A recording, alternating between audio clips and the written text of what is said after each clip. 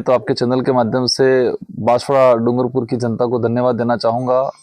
उन्होंने दिल से जो साथ सहयोग दिया और जिस तरह से यहाँ पर कई परिस्थितियाँ बनी, कई कह सकते हैं धन बल जनबल मतलब बाहुबल हर प्रकार का उपयोग हुआ, लेकिन लोगों ने ठान लिया था कि इस बार भारत आदिवासी पार्टी राजकुमार राउत को जिताना है। इंडिया गठबंधन के जो प्रत्याशी के रूप में मुझे लास्ट में समर्थन जो मिला, तो सबने ठान लिया था कि इस बार राजकुमार राउत को जिताना है। लोगों ने विश्वास जताया है, तो मैं पुनः सारी जनता को धन्यवाद देना चाहूंगा।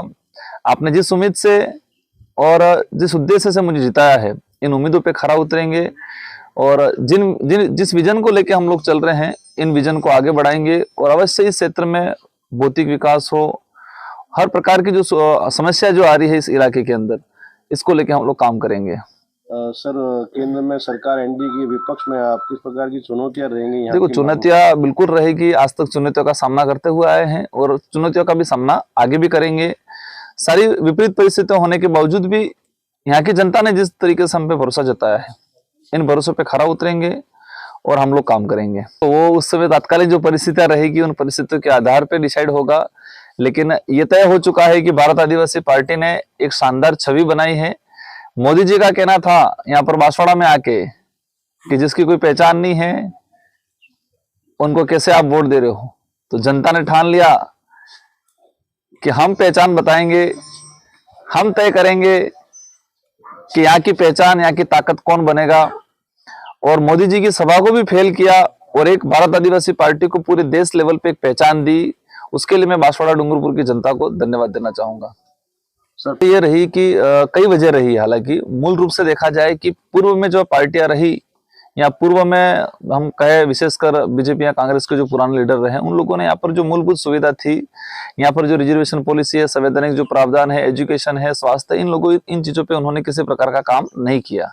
सिर्फ जनता को बेवकूफ बनाने का, सिर्फ कुछ फ्री की योजना देके वोट बैंक समझ के वोट लेके सत्ता में बैठे रहने का काम किया था। तो लोग समझने लग गए। पिछले 5 साल के अंदर मैं विधायक रहा, बीटीपी से रहा, लेकिन जिस तरह से बीटीपी के हाईकमान ने जो बीजेपी से गठबंधन का तय कर लिया, हमें थोड़ा आभास हो गया। तो हमको लगा कि हमको हमारा स्टैंड तैयार करना चाहिए, नई पार्टी बनानी चाहिए। जनता ने राय दिया कि अपना खुद का पार्टी बनाए, तो हमने भारत आदिवासी पार्टी बनाई और सारे के सारे लोग भारत आदिवासी पार्टी के साथ जुड़े।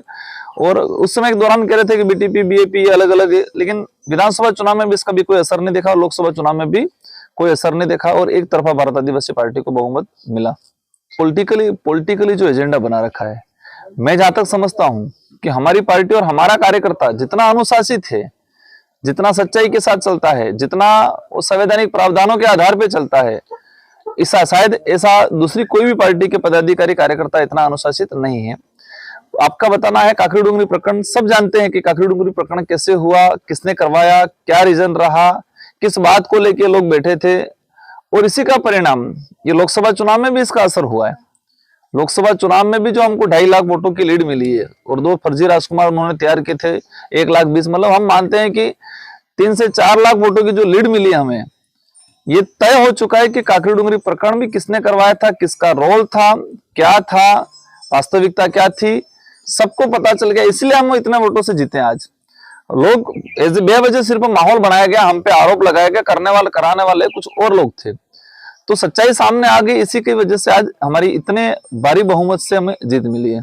पहला मुद्दा ये रहेगा कि इस क्षेत्र में एजुकेशन पे हम लोग काम करेंगे, क्योंकि एजुकेशन स्तर ग्रामीण इलाकों में बिल्कुल ठप पड़ा हुआ है। तीसरे नंबर पे हम लोग प्रयास करेंगे कि गुजरात जो पलायन हो रहा है, उस पलायन को रोका जाए। और सबसे बड़ी आदिवासी बाहुल्य क्षेत्र में ये समस्या वर्तमान में नई पैदा हो रही है, कुपोषण की। तेजी से कुपोषण बढ़ रहा है, उसको लेके हम लोग प्रयास करेंगे। गवर्नमेंट लेवल पे भी प्रयास करेंगे और सामाजिक स्तर पे भी इसका सुधार का काम करेंगे। रिजर्वेशन पॉलिसी को लेके बार बार ये आंदोलन होते रहते हैं, बार बार ये सारी चीजें, तो इसको क्लियर कराने का काम करेंगे हम लोग।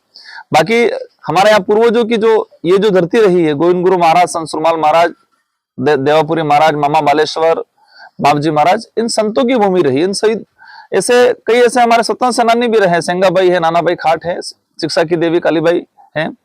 तो इनके जो उद्देश्य थे, जैसे कि गोविंद गुरु महाराज का जो उद्देश्य था, आजादी से पहले ही बिल प्रांत की जो डिमांड की थी, और आजादी के बाद से कई संगठनों के द्वारा, कई नेताओं के द्वारा, और हम लोगों को भी लगा, क्योंकि यहाँ का जो इलाका है इसको 4 भागों में डिवाइडेशन किया गया है। तो हम लोग आने वाले समय में बिल प्रदेश की जो डिमांड है उसको तेजी से आगे बढ़ाएंगे और उसको इम्प्लीमेंट करेंगे। देखो, एक पॉलिटिकली माहौल बनाया गया है। मैं जहां तक समझता हूं, इस इलाके के अंदर आदिवासी बाहुल्य क्षेत्र है, लेकिन आदिवासी बाहुल्य क्षेत्र के साथ ओबीसी है, जनरल है, माइनॉरिटी है, एससी है, सभी कम्युनिटी के लोग रहते हैं। और एक ये मानना पड़ेगा कि किसी गांव में अगर 500 मकान एसटी के हैं और एक मकान किसी अदर का है, लेकिन सबसे सुरक्षित महसूस वो अदर व्यक्ति है वो महसूस करता है आज। तो वही भावना पूरे बिल प्रदेश बनेगा तो वही भावना रहेगी। और एक पॉलिटिकल एक एजेंडा तैयार करा रखा है कि बीएपी वाले बिल प्रदेश की डिमांड कर रहे हैं, ऐसा हो जाएगा, ऐसा हो जाएगा। अवश्य हम अन्य वर्ग के हमारे जो भाई है, हम हमारा पारिवारिक संबंध पहले से रहा है, आने वाले समय में भी रहेगा।